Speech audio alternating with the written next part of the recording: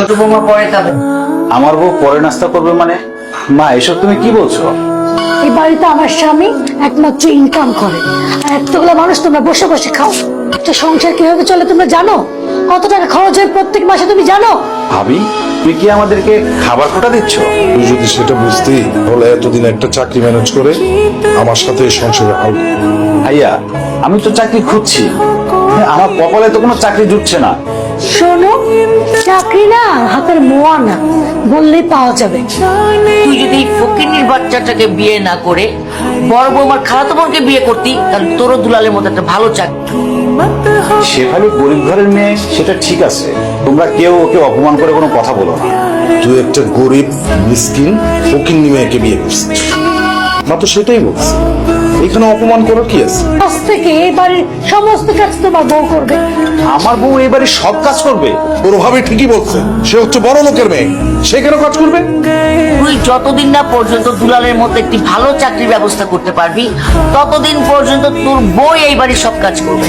ঠিক আছে মা, এই বাড়ির যত কাজকর্ম আছে আমি সব একাই করব, আমার কোনো অসুবিধা হবে না। এখন উঠছিস কেন? আমি তো বেকার, যেহেতু সংসারে কোনো ইনকামের সাহায্য করতে পারি না, আমার নাস্তা করার অধিকার একসাথে নাই, আমি পরেই নাস্তা করবো।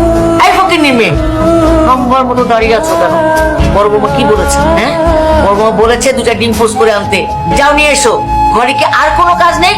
এই যে ফকিন্নির মেয়ে, এই একটা কাজে সারাদিন লাগাই দিলে আর কি কোনো কাজ নেই? মা, এই বাসার কাজকর্ম তো সব আমি একাই করি। হ্যাঁ, তুমিই তো করবা। কে করবে আর? আমি করবো নাকি আমার বড় লোক বৌমা করবে? আমি তো সেটা বলিনি মা। আমার ভোলাবেলা ছেলেটাকে পটায় টটায় বিয়ে করছো কি মনে করে? হ্যাঁ? মনে করছো সারা জীবনে বাড়িতে পায়ের উপর পা তুলে রাজধানীর মতো বসে বসে খাবা? শেষ তো পূরণ হবে না। মা, এটা আমার শ্বশুর বাড়ি, আমার স্বামীর ঘর, আর এই সংসারে প্রত্যেকটা জিনিস গুছিয়ে রাখা আমারই দায়িত্ব। বাহ বাহ বাহ বাহ। তোমার কথা শুনে মনে হচ্ছে তুমি এই বাড়ির মালিক। আর একটা কথা কান খুলে শুনে রাখো, এই বাড়ির একটা কানা করেও তুমি পাবে না। এই বাড়িতে আমি যা বলবো তাই হবে। আমার না মাথা যে খুব ব্যথা করছে, আপনি একটু হোটেল ম্যাসাজ করে দিবেন? কি বলো বৌমা, কেন দিব না?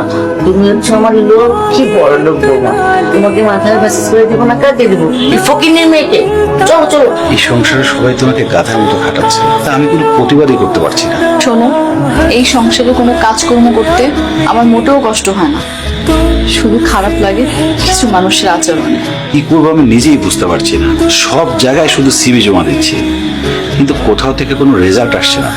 শোনো, তুমি এভাবে ভেঙে পড়ো না, দেখবে উপরওয়ালা তোমার ভালো কোনো কর্মের ব্যবস্থা করে দেবে।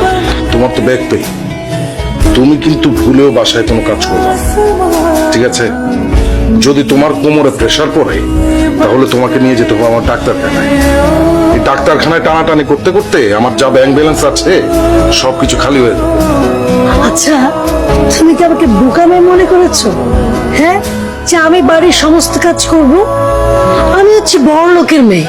হ্যাঁ, জীবনে এক গ্লাস পানিও নিজে ঢেলে খাইনি। এবারের সমস্ত কাজ তোমার ওই বেকার ছোট ভাই আছে না, তার বউকে দিয়ে করাবো। তুমি আগামীকাল থেকে মাকে দিয়ে বিভিন্ন কাজ করো। তোমার মাকে আমি বসিয়ে বসিয়ে খাওয়াই? চিন না, তাকে আমি বিভিন্ন কৌশলে ছোটখাটো অনেক কাজ করাই। কি ছোটখাটো কাজ করে নিচ্ছ?